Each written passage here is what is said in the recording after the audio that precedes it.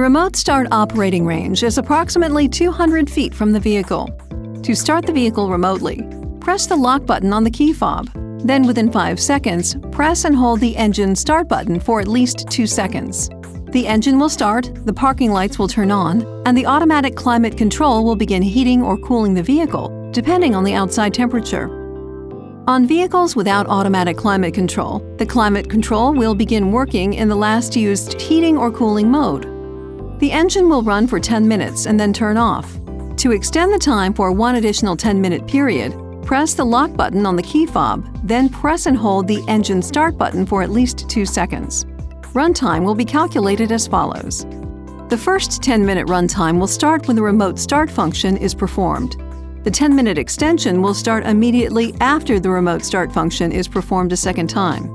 For example, if the engine has been running for 5 minutes and you press the engine start button, the engine will run for a total of 15 minutes. After 2 remote starts, the ignition switch must be cycled from on to off before remote start can be used again. To start driving after using remote start, depress the brake pedal and press the ignition switch. The remote start will not operate if the hood is not securely closed. The alarm sounds due to illegal entry into the vehicle. The ignition switch is pushed with an intelligent key in the vehicle, but the brake pedal is not depressed. The remote start function has been switched to the off position in vehicle settings of the vehicle information display.